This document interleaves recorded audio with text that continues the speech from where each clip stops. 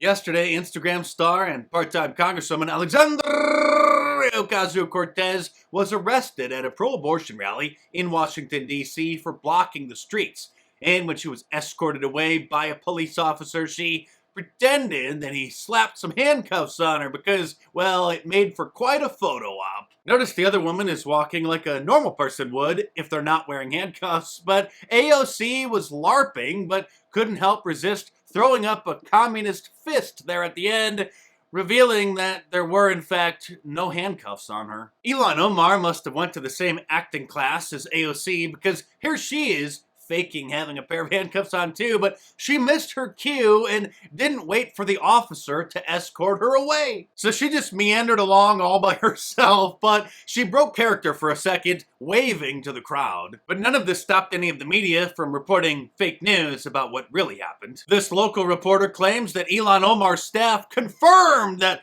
this video is of Representative Ilhan Omar under arrest in handcuffs. Of course, if that reporter would have just watched a few more seconds of the video, she would have saw Ilhan Omar breaking character and waving. Here's an ABC News tweet giving the false impression that they're both shackled and on their way to jail. Usually when someone is arrested, they're put in handcuffs, taken to jail in the back of a police car, fingerprinted, and have a mugshot taken, but of course, none of that happened to either of these fakers. So when the media says that they were arrested, what they really mean is they were told to leave by the police. I doubt that they'll even get a ticket for disorderly conduct. Someone who was arrested, however, is this 70-year-old woman and cancer patient who dared to step foot inside the Capitol on January 6th. And so she was sentenced to 60 days in jail. Meanwhile, those staff members of The Late Show with Stephen Colbert who were arrested for trespassing, for harassing members of Congress in their congressional offices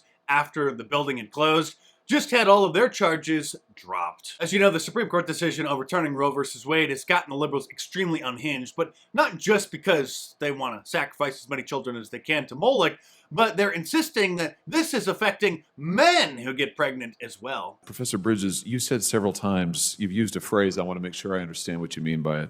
You've referred to people with a capacity for pregnancy. Would that be women? Many women, cis women, have the capacity for pregnancy. Many cis women do not have the capacity for pregnancy. There are also trans men who are capable of pregnancy, as well as non-binary people who are capable of pregnancy. Oh, so your view is that the core of this right then is about what? So I want to recognize that your line of questioning is transphobic, and it opens up trans people to violence. It's dangerous to say that only women can get pregnant. And by the way, the term cis women is a new Orwellian term that means, well, women. I was going to say normal women, but you're not allowed to say that anymore because that would insinuate that transgender women are not normal women. And that is hateful. I forget where the term cis comes from, and I don't care. I'm not using it. We're calling them women. You see, people don't call Rolex watches actual Rolexes or cis Rolexes to differentiate them from the replicas or the full X's, the fake Rolexes, even though on the surface, some fake Rolexes might look like Rolexes. No matter how good a fake Rolex looks to an untrained eye, it's not a Rolex, and it's made of completely different parts that function completely differently as well. But the people we used to once laugh at on TikTok are now testifying under oath in front of congressional committees because Democrats want to hear about their ideas. Do you believe then that men can become pregnant and have abortions? Yes.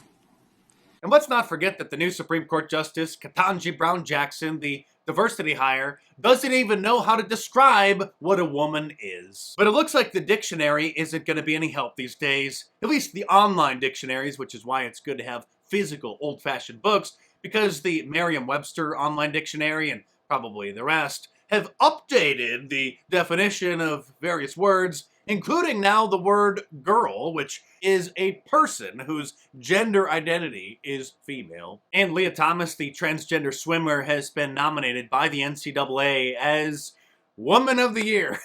I'm not kidding. Not from the Babylon Bee, from the NCAA. Also, a transgender woman in a New Jersey women's prison impregnated at least 2 of the other inmates And since it's a violation of the terms of service on the big tech platforms to misgender a transgender person, to call them by anything other than their preferred pronouns or the supposed gender that they say they are, for the sake of this video, I have to report that yes, a woman impregnated 2 other women. It's a miracle. This woman, because there's no end to the madness. Oops, I guess you can't say madness because that would be hateful. So there's no end to the joy of the New World Order. Is sarcasm a violation of the terms of service yet? No? Thank God, because I'm sure that it will be soon. Until then, support my work by getting my books in paperback from Amazon.com or get some of my t-shirts from MarkDice.com, like my new climate change shirt, which illustrates how the climate changes each season, or an Ultra MAGA shirt, the classic Liberalism Find a Cure shirt, or any of my awesome designs, all available in a t-shirt, long sleeve, and a hoodie, and a whole bunch of different colors as well. So head on over to MarkDice.com or click the link in the description below and check them out.